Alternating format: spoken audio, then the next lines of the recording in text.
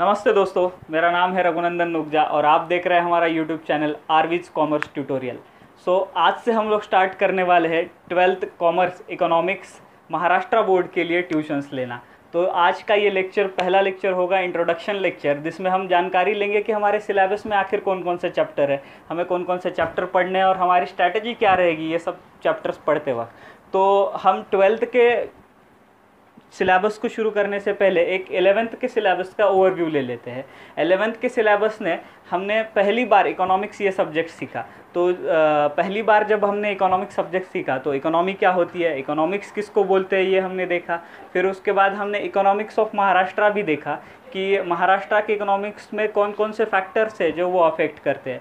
उसके साथ इंडिया को फेस होने वाली बहुत सारी इकोनॉमिक प्रॉब्लम, जैसे कि पॉवर्टी हो गया, अनएम्प्लॉयमेंट हो गया, पॉपुलेशन हो गया, ये सब प्रॉब्लम्स का हमने ओवरव्यू लिया। और लास्ट के चैप्टर में हमने पढ़ा कि जनरल फाइनेंस और इकोनॉमिक पॉलिसीज़ क्या है इंडिया की। अभी जब हम 12th में मूव इन कर रहे हैं तो 12th में हमें एक स्टेप फर्दर जाना है। 12th में एक स्टेप फर्दर जाना है, इसका मतलब हमें अभी प्योर इकोनॉमिक थ्योरीज पढ़नी है। तो ये जो 12th का आपका सिलेबस है उसको मैंने आपके कन्वीनियंस के लिए 3 हिस्सों में बांट दिया है। वो 3 हिस्से कौन से हैं हम लोग देख लेते हैं। तो उसमें से पहला जो पार्ट है उसको मैंने नाम दिया है प्योर इकोनॉमिक्स। दूसरे पार्ट को नाम दिया है स्टैटिस्टिक्स।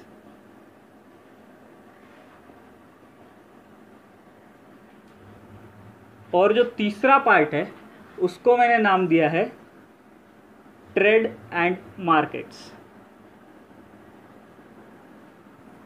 एक्चुअली आप अगर आपके बुक के इंडेक्स देखोगे तो उसमें आपको ऐसा कोई भी बाइफर्केशन नहीं मिलेगा, बट सिर्फ आपकी कन्वीनियंस के लिए हमने ये 3 हिस्सों में हमारे सिलेबस को बांट दिया है। तो चलिए देखते हैं इस इंट्रोडक्शन वीडियो में कि हमारा सिलेबस कैसा होगा, इसमें कौन कौन से चैप्टर होंगे और उस सभी चैप्टर को हम इन 3 हिस्सों में बांट देंगे। तो हमारा पहला चैप्टर जो है, जो हमारे इंडेक्स में पहला चैप्टर है, उसका नाम है introduction to micro and macro economics.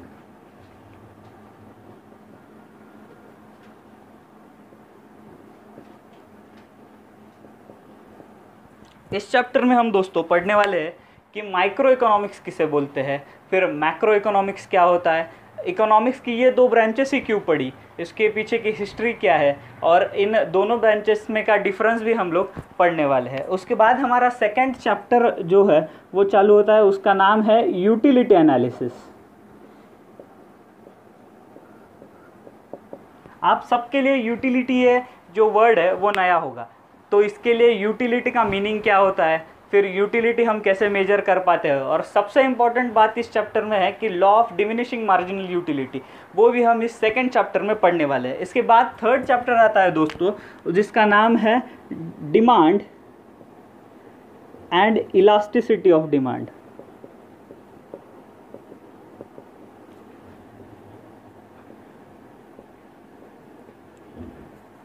Actually अगर आप आपके इंडेक्स में देखोगे तो ये आपको 2 चैप्टर मिलेंगे। 3A है डिमांड एनालिसिस और 3B है इलास्टिसिटी ऑफ डिमांड।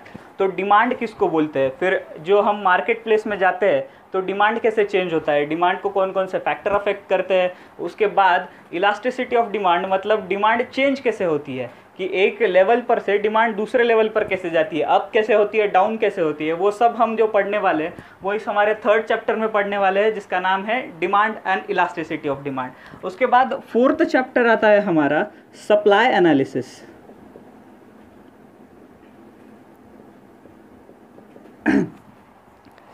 हमने थर्ड चैप्टर में पढ़ा कि डिमांड ये कंज्यूमर का फंक्शन है। उसके बाद हम लोग फोर्थ चैप्टर में पढ़ेंगे कि सप्लाई किसे बोलते हैं। सप्लाई जो है वो सप्लायर का फंक्शन है। इसके लिए जब हम सप्लाई एनालिसिस देखेंगे तो सप्लायर के माइंडसेट से हम इकोनॉमिक को देखेंगे। ये सिर्फ मैं आपको इंट्रोडक्शन दे रहा हूँ। इसके बाद हर एक चैप्टर को हम लोग बहुत ही डिटेल में पढ़ने वाले हैं। ये हो गया हमारा चौथा चैप्टर सप्लाई एनालिसिस। उसके बाद है हमारा 5वां चैप्टर फॉर्म्स ऑफ मार्केट। ये फॉर्म्स ऑफ मार्केट जो चैप्टर है उसको मैंने इस तीसरे सेगमेंट में डाला है, ट्रेड एंड मार्केट्स। तो इधर हम लोग लिख लेते हैं हमारा 5th चैप्टर इंडेक्स में फॉर्म्स ऑफ मार्केट। तो फॉर्म्स ऑफ मार्केट में हम लोग पढ़ने वाले हैं कि मार्केट किस किस प्रकार का होता है। इकोनॉमी में हम जब एंटर करते हैं तो हमें बहुत सारे मार्केट्स देखने को मिलते हैं। तो ये मार्केट मोनोपोली है, ये मार्केट परफेक्ट कंपटीशन है, या ये मार्केट ओलिगोपोली है, ये सब हम इस चैप्टर में डिटेल में पढ़ने वाले हैं। इसके बाद का नेक्स्ट टॉपिक है हमारा नेशनल इनकम।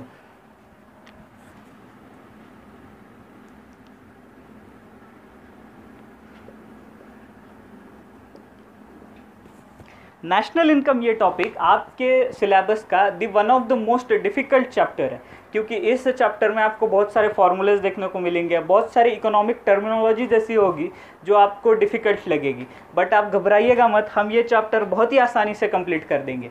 तो इस चैप्टर में हम लोग देखने वाले हैं कि एक नेशन की जीडीपी कैसे मेजर करते हैं, एक नेशन की इनकम कैसे मेजर करते हैं। इसके बाद हमारा नेक्स्ट टॉपिक जो आता है उसका नाम है इंडेक्स नंबर्स।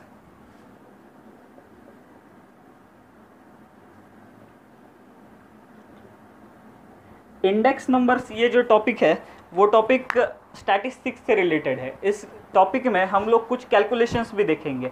इकोनॉमिक्स में एक छोटा सा पार्ट आपके सिलेबस में ऐड किया गया है, उसका नाम है इंडेक्स नंबर, जो स्टैटिस्टिक्स से रिलेटेड है। और हम लोग इसमें देखेंगे कि हम लोग बहुत सारे जो इंडेक्स नंबर है 2-4 वो कैसे हम लोग डिराइव करेंगे। उसके बाद का हमारा नेक्स्ट टॉपिक है वो है प्योर इकोनॉमिक्स से रिलेटेड, और जिसका नाम है पब्लिक फाइनेंस।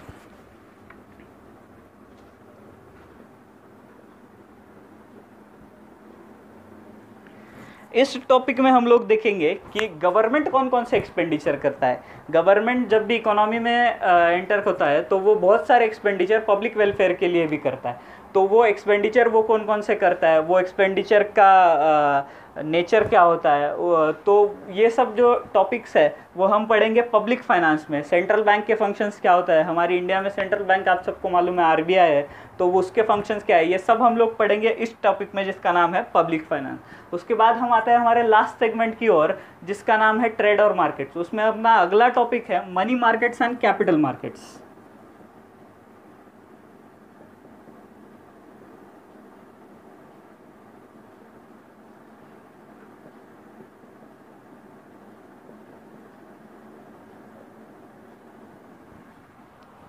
इस टॉपिक में हम ओवरव्यू लेंगे कि मनी मार्केट किसे बोलते हैं, उसके बाद कैपिटल मार्केट किसे बोलते हैं, इस सब के बाद शेयर बाज़ार क्या होता है, उसका ओवरव्यू हम सब इस टॉपिक में लेंगे जिसका नाम है money market and capital market. और हमारा लास्ट टॉपिक जो है वो लास्ट टॉपिक है फॉरेन ट्रेड।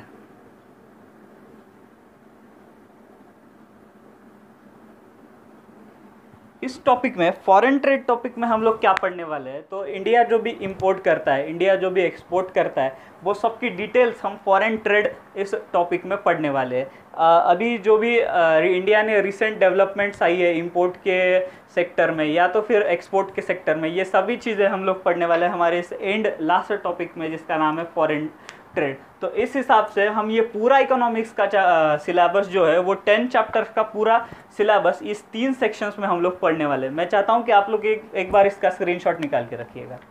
तो आप सभी ने इसका स्क्रीनशॉट निकाल लिया होगा।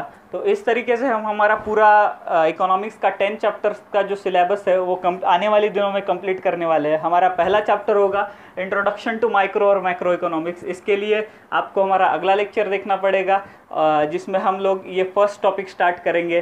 तो आपको अगर ये वीडियो अच्छा लगा होगा तो चैनल सब्सक्राइब कीजिएगा, इस वीडियो को लाइक कीजिएगा और ज़्यादा से ज़्यादा शेयर कीजिएगा ताकि ये एजुकेशनल कंटेंट सभी तक पहुंचा सके।